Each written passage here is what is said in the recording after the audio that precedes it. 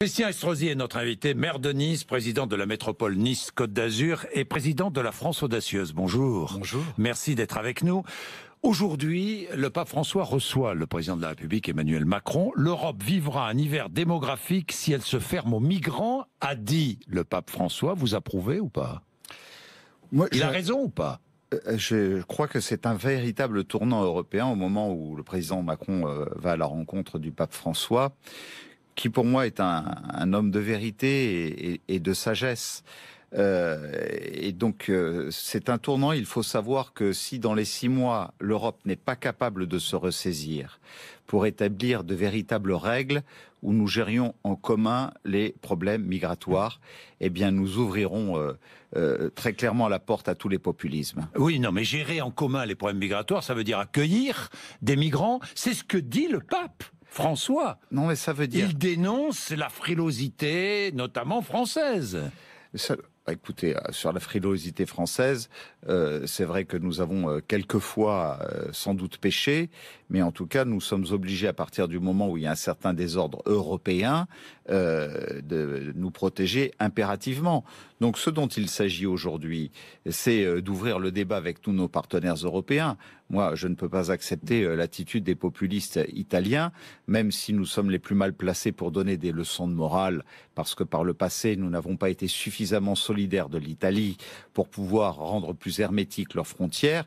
Il n'en demeure pas moins que c'est au plan européen que nous réglerons le problème. L'Europe n'a pas vocation à accueillir toute l'immigration, d'où qu'elle vienne, et d'ailleurs c'est très difficile d'identifier sa provenance, mais si l'Europe politique se construit comme elle doit le faire, et comme je propose qu'elle le fasse, nous avons un débat à ouvrir avec d'autres. Je pense à l'Asie, je repose la question, Christian Estrosi, est-ce que la France a vocation d'accueillir des migrants?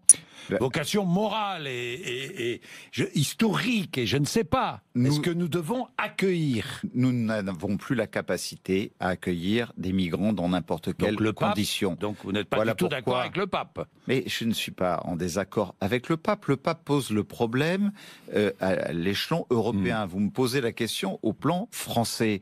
Donc je vous dis, la France n'a pas vocation toute seule à régler ce problème. Toute seule, non, mais elle a quand même vocation d'accueillir, non? Mais dans certaines conditions.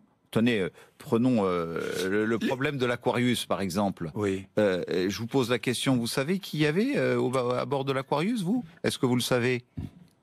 Vous le savez pas? Ben si, je le sais. Non, vous le savez pas. Si, dites-moi qui y avait. Il y avait des réfugiés venus de divers pays, venus d'Érythrée, venus du Soudan, venus de Guinée. Vous voyez bien que... Oui, j'ai pas le détail, mais oui. C'est un problème de mafieux, c'est des problèmes de passeurs, alors, ce sont des problèmes...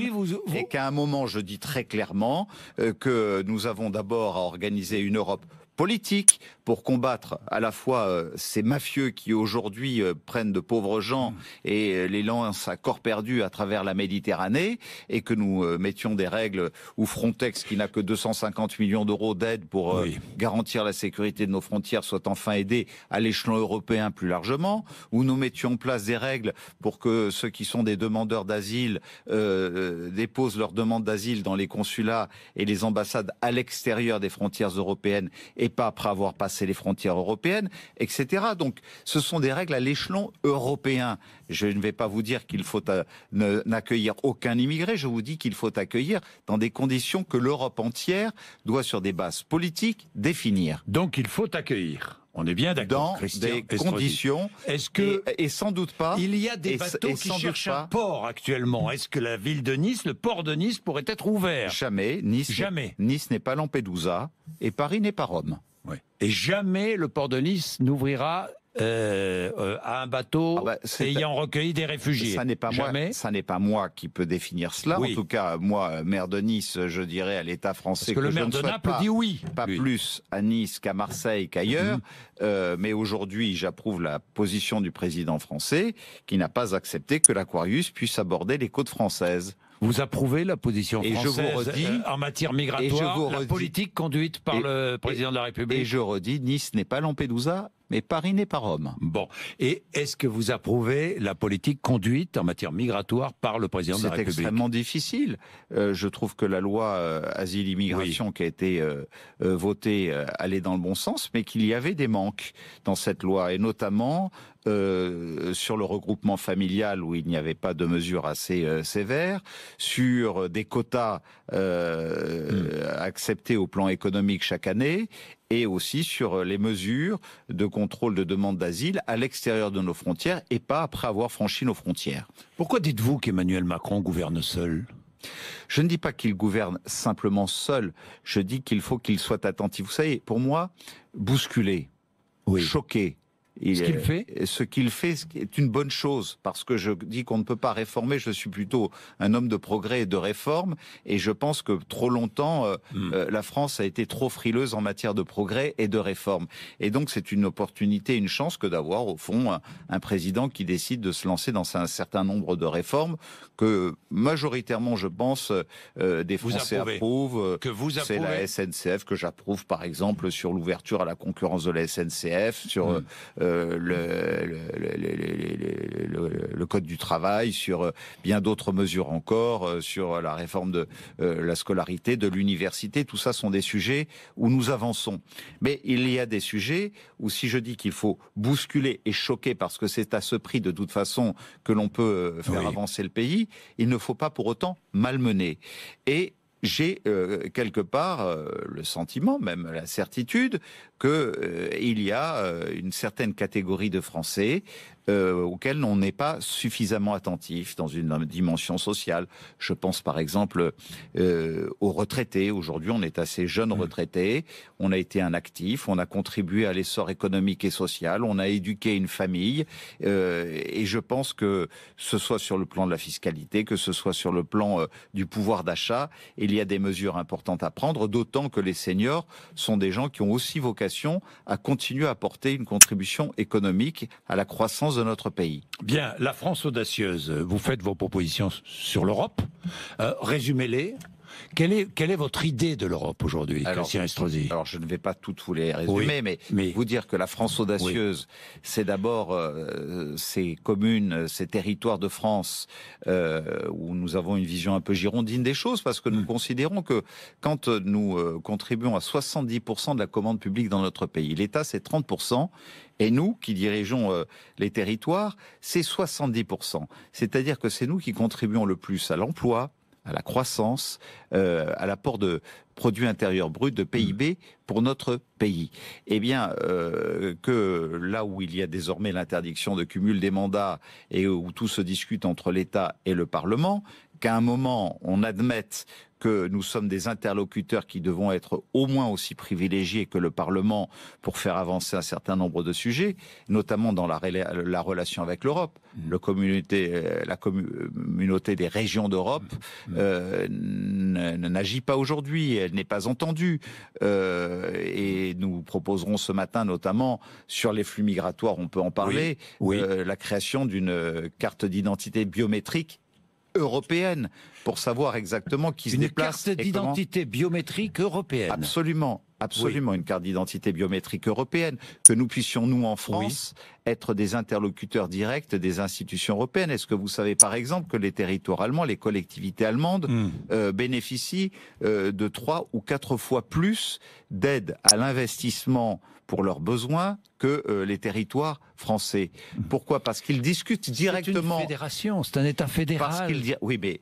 Vous êtes pour une décentralisation bien plus grande, évidemment. Au moment où l'État nous dit à juste titre que nous devons participer à la réduction des déficits publics et en même temps à freiner les dotations qu'il nous apportait pour nous accompagner sur nos investissements.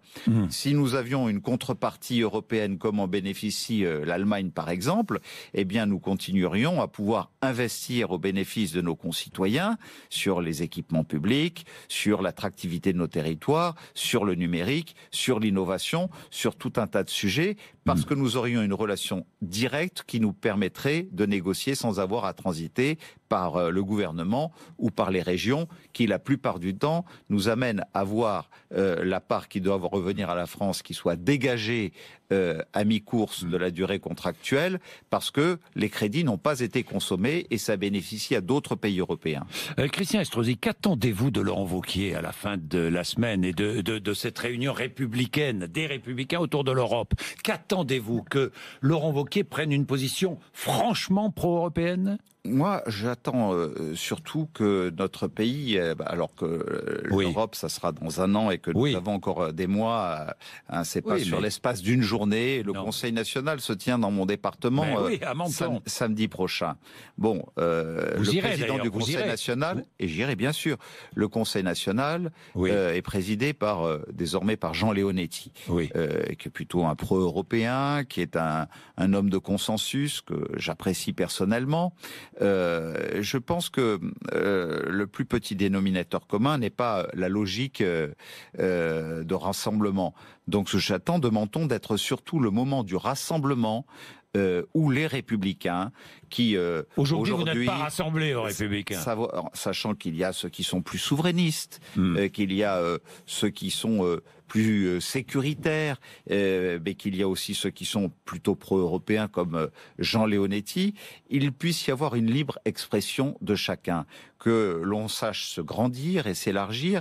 Et je dis que c'est un tournant samedi prochain où Laurent Wauquiez a l'occasion de se montrer rassembleur. C'est à cela que je veux l'inviter en tout cas. Oui, vous l'invitez à être rassembleur samedi. Ce qu'il n'est pas jusque-là, si vous l'invitez à l'être. Mais non, Christian Estrosi, si je vous ne suis pas là. C'est qu'il ne l'était pas. Je ne veux pas polémiquer. Vous savez, dire des choses désagréables de l'un et de l'autre, ça n'est pas dans de votre pensée. Le fond de Laurent Wauquiez n'est pas suffisamment rassembleur. On est bien d'accord. Le fond de ma pensée, c'est que nous sortons d'un moment extrêmement douloureux et difficile.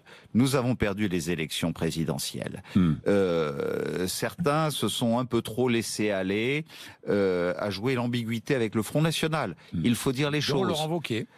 Je ne sais pas. Vous aviez demandé son exclusion. Non, Presque. Non, je ne l'ai pas fait. Je ne l'ai pas fait. Mais j'ai dit que j'attendais une clarification de celles et ceux qui avaient nourri une ambiguïté, alors qu'il n'y avait aucune hésitation à avoir. Il y avait un deuxième tour. Emmanuel Macron, Marine Le Pen. Moi, je me suis engagé parce que je suis un républicain, que nous avons connu les élections régionales dans le Nord avec Xavier Bertrand, dans le Sud avec moi-même, et nous savons dans quelles conditions nous avons gagné. C'est parce que les valeurs républicaines l'ont emporté, et qu'à un moment, nous devons être extrêmement clairs sur ce sujet, et que l'histoire de la droite française, et plus particulièrement de celle qu'a voulu Jacques Chirac, que celle qu'a voulu Nicolas Sarkozy dans ce prolongement, qui était une droite où on rassemblait le centre, les libéraux, ceux qui étaient plus souverainistes et bien évidemment les gaullistes qui forment et dans lesquels je me reconnais le cœur historique de cette UMP, cette vocation à rassembler. Nous sentons bien qu'après des élections présidentielles très difficiles, une élection à la présidence des Républicains complexe et compliquée, maintenant nous rentrons dans le chemin où il nous faut absolument faire des additions et rassembler. Et si Laurent Wauquiez n'est pas rassembleur, vous quittez les Républicains? Je ne répondrai surtout pas à cette question parce que moi je crois qu'aucune position n'est irréconciliable et que si je peux être unitaire pour deux, je le ferai. Bon, vous serez candidat à la mairie de Nice, j'imagine. S'il est trop tôt aujourd'hui pour partir de ces choses, je livre mon tramway, ma deuxième ligne de tramway samedi. Justement, vous aujourd'hui vous êtes débarrassé, vous n'êtes plus parlementaire, vous êtes maire de Nice. Donc vous n'avez Enfin, aujourd'hui, votre objectif, c'est de développer votre ville, Christian Estrosi. C'est ma passion. C'est votre passion. D'ailleurs, vous avez plus de temps pour cela. Vous êtes plus efficace aujourd'hui qu'avant, puisque vous n'êtes plus parlementaire. Dimanche, j'ai ramené à la France ce qu'elle avait perdu il y a 10 ans, le championnat du monde de Formule 1. J'allais venir. Bon, samedi, j'inaugure une deuxième ligne de tramway qui partira de l'aéroport pour arriver à terme au port de Nice en moins de 23 minutes. Vous croyez pas que tout ça c'est plus passionnant et ça rassemble des hommes et des femmes qui viennent de tous bords. On n'abandonne pas une passion, Christian Estrosi, on n'abandonne pas une ville. Vous avez compris que ce que j'aimais par-dessus tout, c'était ma ville et lui donner le meilleur de moi-même. Donc vous serez candidat au municipal l'année prochaine et sur votre liste, vous aurez des LREM, La République En Marche, des...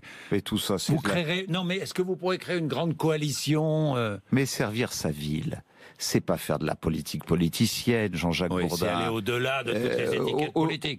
Depuis deux mandats, où j'ai toujours été le candidat de l'UMP ou des Républicains. J'ai toujours eu sur ma liste des gens qui venaient de tous côtés, y compris des syndicalistes qui venaient de la CGT, de FO et d'ailleurs d'anciens socialistes. J'ai toujours pris tout simplement les meilleurs en matière universitaire, en matière du commerce, du sport, de la culture, de l'innovation, d'œuvres caritatives, d'action sociale, de solidarité. Et c'est comme ça qu'on fait avancer une collectivité. C'est en prenant des qualifications, c'est en prenant des hommes et des femmes qui donnent le meilleur d'eux-mêmes en dépassant les clivages partisans. Et je n'ai pas l'intention de changer. À la tête de ma commune, je suis un homme libre et personne ne viendra me dicter ce que je dois faire et surtout pas m'engager dans un débat partisan, politicien que détestent nos électeurs. Ce débat, oui, je le vois venir si Éric Ciotti est candidat. Mais enfin bon, on aura l'occasion d'en reparler. Ouais. Oh, vous savez, quand je vois qu'on s'attaque plus fortement avec tant de haine à quelqu'un de sa famille politique plutôt qu'au Parti Socialiste ou au Front National, ça me laisse interrogateur. C'est vrai qu'il y a de la haine entre vous. Non, pas entre nous. Moi, j'aime tout le monde. Oui. Voilà. Vous aimez tout le monde. Et je ne renie pas. Il est haineux avec vous, mais pourquoi?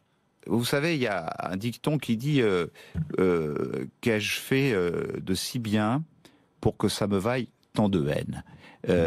Qu'ai-je accordé de si important pour que ça me vaille tant de haine?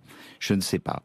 Mais en tout cas, j'estime que quand on appartient à une famille politique, la première chose, pour montrer qu'on n'a pas la volonté de la trahir, c'est d'abord de défendre son camp, c'est de défendre les siens, et puis de se défendre contre ceux qui sont vos principaux ennemis. Et nos principaux ennemis, qu'on le veuille ou non, ça reste le Front National et ça reste la gauche, et notamment le Parti Socialiste. Bien, Christian Estrosi, en ce qui concerne Nice, vos policiers municipaux non armés dans 3 écoles, hein, c'est bien cela, hein? C'est ça. 3 écoles.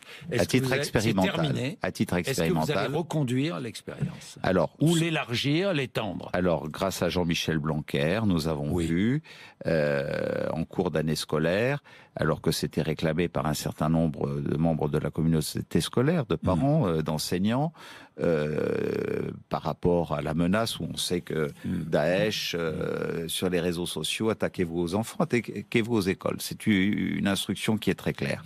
On met des policiers devant toutes les écoles. J'ai recruté 130 policiers, et il y en a devant chaque école, à l'entrée, à la sortie. Certains m'ont dit, on aimerait en avoir à l'intérieur. Bien évidemment, c'est un sujet sensible. Nous avons obtenu, avec l'accord du ministre de l'Éducation nationale, une expérimentation dans 3 écoles, sachant que nous en avons 163 d'écoles. Ça n'est pas rien. Et je suis prêt à en mettre dans 163. L'expérience montre que dans ces 3 écoles, il y a eu une complicité, une relation qui a démontré qu'on se sentait plus sûr parce que les policiers sont là pour arriver tôt le matin, avant les ouvertures, voir si rien ne s'est passé dans la nuit, s'il n'y a pas eu une tentative d'intrusion, contrôler par exemple les entreprises de services qui viennent dans la journée pour faire un travail de plomberie ou d'électricité et s'assurer qu'il n'y a pas le moindre risque. Eh bien, à la rentrée prochaine, j'interrogerai tous les conseils d'école et ceux qui seront volontaires pour que nous prolongions cela, nous le ferons. Ceux qui seront opposés, je les respecterai. Nous ne le ferons pas. Je veux avoir ce dialogue. Mais il y aura des policiers municipaux. Il y aura des policiers dans certaines écoles. Peut-être plus nombreuses d'ailleurs mais partout où ils seront sollicités. Bien, j'ai une autre question, 2 autres questions. Avant-dernière question. La ville de Strasbourg a voté hier l'interdiction de fumer dans tous les parcs et jardins. Vous pourriez prendre la même décision à Nice. Oui, je pense que c'est une bonne mesure. Vous savez, à Nice, on a certains parcs et jardins qui s'appellent les plages, parce qu'il y a la Méditerranée au bord. Oui. Et à la demande de la Ligue contre le cancer, il y a 5 ans, lorsqu'elle tenait son assemblée générale, elle m'avait dit: est-ce que vous voudriez être la première ville de France à avoir une plage non fumeur, sans tabac? J'avais dit oui. Et puis chaque année, j'ai prolongé cela. Nous en sommes à la 5e plage sans tabac. Ouais. Et donc, au fond, cette disposition prise par la ville de Strasbourg me paraît être une bonne mesure. Vous pourriez prendre la même mesure à Nice. En tout cas, sur tous les espaces qui sont consacrés, vous ferez la proposition qui sont consacrés aux enfants et aux familles. Vous ferez la proposition? Je ferai oui, je ferai cette proposition pour les espaces consacrés aux enfants que nous avons dans chaque espace vert. Alors, vous vous êtes réjoui tout à l'heure, à juste raison, de l'organisation du Grand Prix de France au Castellet, le Grand Prix de Formule 1, mais alors il paraît que le parking, j'ai eu une avalanche, je vous le dis, de témoignages de spectateurs. Du vendredi. Qui ont mis un temps fou pour atteindre les parkings. 7 heures pour faire Sanary le Castellet. Me dit Dorian, par exemple. Ça lui a coûté 45 €, le parking. Oui. Vous savez, il y avait eu des défaillanes dans l'organisation. Alors, d'abord, je ne suis pas l'organisateur de la route. Oui. Je suis l'organisateur sportif à l'intérieur de l'enceinte. Bon. Donc, le vendredi, il y a eu des défaillances importantes. On attendait 15 000 personnes, il y en a eu 30 000. Mais après ces témoignages, on aurait pu se dire, samedi, il n'y aura personne. Samedi, il y avait 45 000 personnes. Dimanche, il y en avait 65 000. Et nous avons été notés à 13,5 sur 20 sur l'organisation du retour du championnat du monde de Formule 1 en France, c'est-à-dire parmi les 4 meilleurs grands prix et meilleures organisations sur les 21 grands prix au monde. Voilà. Vous savez, un grand prix l'année prochaine au Castellet. Nous avons signé pour 5 ans. 5 ans, donc pendant 5 ans, 5 grands prix. Donc bien évidemment, maintenant c'est l'heure du bilan. Et l'année prochaine, comme nous avons toutes les raisons après ce succès d'attendre encore plus de monde que cette année,